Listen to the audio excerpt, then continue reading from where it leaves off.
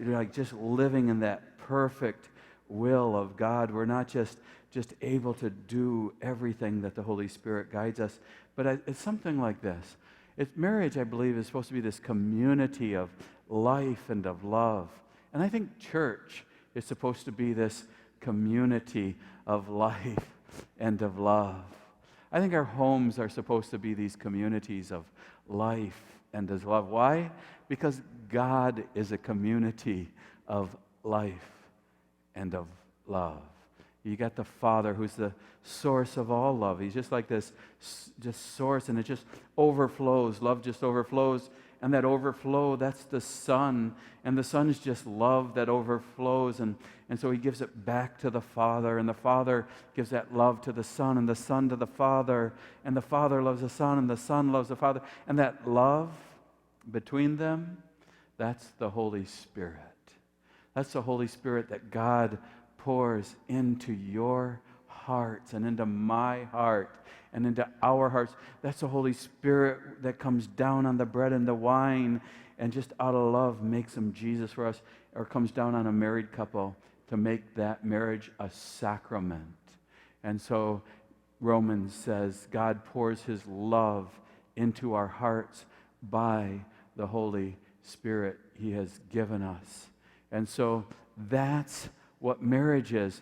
Pope John Paul II says, you married couples, you men and women, you're the most perfect image of the most holy Trinity.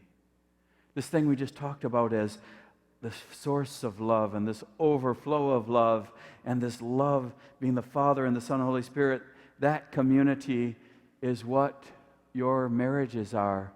You're the most perfect image of that. How you doing with that? Yeah, we're a little more human than that, aren't we? And so we struggle, but that's our call. God made us in the image of God.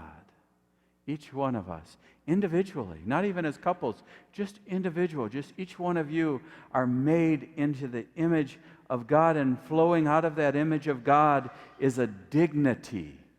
Everyone has an inherent dignity. You don't have to prove it. You don't have to earn it. You don't have to work for it. It's there built in because you're made in God's image. I like that word dignity because in the gospel today, Jesus saw these little children who were made in the image of God. See, even the little ones are made in God's image. And they were trying to come to Him, and when the disciples said, they didn't show Him that dignity, did they? Jesus became indignant. Same word. It's like He lost His dignity because they were treating someone without dignity. And we're called to treat every person with dignity. Every single one. And they're supposed to treat us with dignity.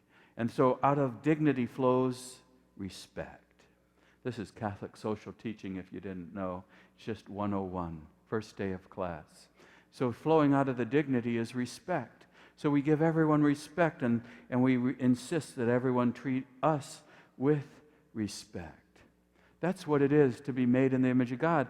That's what it is to have dignity, and Jesus becomes indignant when we don't allow people that dignity and that respect. We don't allow them to come to the Lord. And sometimes we don't have this in our marriages.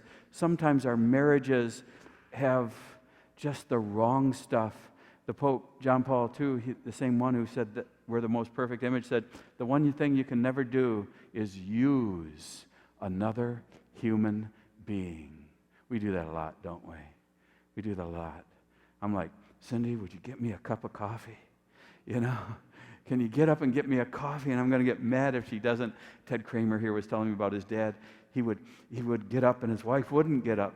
And so when he was done, he would set aside a cup and a spoon and a saucer and a little cream, and he just left it there for her for when she got up. Yeah, we don't use another person. We certainly don't abuse another person, but people do that. And so sometimes someone just walks away from a marriage. Instead of that community of life and love, they just take off. I know when I was in Pinckney at church, I was doing an internship, and this one family, the dad just walked away. The couple was like in their 40s or something. He must have had a crisis. He like married his 20-year-old secretary or something like that. And there are 2 little kids in the family. And the one little girl said to the mom, "Do the people in the church not ask us to bring up the gifts anymore because Dad left?" Ow. Ow. No dignity, no respect. It's like just shame. We can't ask you anymore because your dad left. And she hit the nail on the head, didn't she? That's exactly why they didn't ask him anymore. And so we began to work with them. But what should we have said? We should have said, "Hey, will you bring up the gifts? You want to sit with us? You want to come over for dinner? What can we do? Is there anything we could do to help? Because we want everyone to come to the Lord." Let the children, let those who are laden, let those who are poor, let those who are broken, let everyone come to the Lord, like the song. And so the little children, I taught second grade once in a Catholic school, and the principal was wonderful. I just absolutely love her. She said, "I want you to make your classrooms a community of life and love, a classroom." And she said, "I don't want you to kick anybody out of that classroom. Don't send anybody to the principal's office." Well, she was the principal. I wonder why she said that. Yeah, but she was making a point, wasn't she? Deal with it in the classroom. She said, "They're not keeping their good kids at home. They're sending you what they got.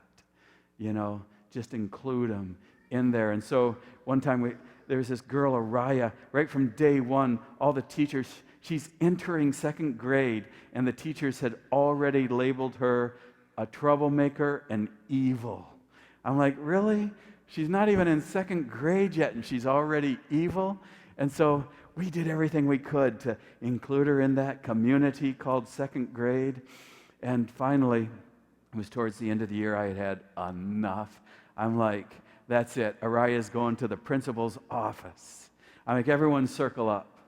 And they did. They all sat in a circle. The second graders, they were in diapers 3 years ago, right? So they're circling up, and I'm like, I failed, man. I can't do this. I tried my best, but she's just acting so bad. I'm going to send her out. What can you guys do to help? Cleveland said, "I'll play with her at recess." I'm like, come on, guys. I need something profound. I need something good, deeper than that. And Sarah says, "Shatori and I will eat lunch with her." And someone else starts saying, "We'll do this with her." I'm like, oh my goodness, I need something else. That I didn't. That's all I needed. That was it. She never acted out again. She just wanted to be included into that community of life and love. She just wanted that treatment. She was good the rest of her time, the rest of her time at the school. We kick people out.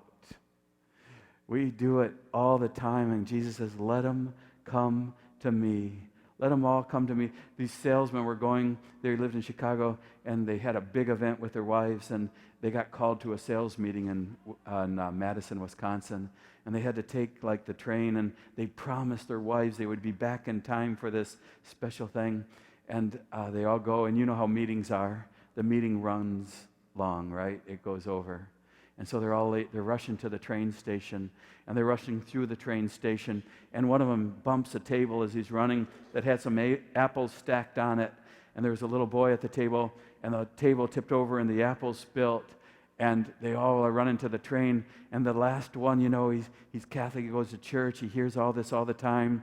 And he's thinking as he's running about these apples all over, and he just stops, and they're like, "Hurry up, we can catch the train." And they're all jumping on the train, and he's just like, "Bye," And he goes back, and he picks up the table, and he picks up the apples. He was glad he did, because the little boy was blind, and he was selling apples. And he picks up the apples, and he stacks them up, and he gives the boy $10. He says, "I hope this will cover the price of the bruised apples." And the little boy says to the man, "Are you Jesus?" Yeah. Are you Jesus? That's what we're called to be, isn't it? That's our calling. Let them all come to me. Whether it's marriage, it's a community of life and love. Whether it's Trinity, it's a community of life and love. Whether it's a classroom, it's a community of life and love. Whether it's church, it's a community of life and love, because that's who God is, and He made you in that image. That's who you are. That's who we are. Let's be the people. Let's be that church. Let that be our call and our inspiration, and let's live that out in our world. That is our faith, isn't it? What a wonderful faith we have.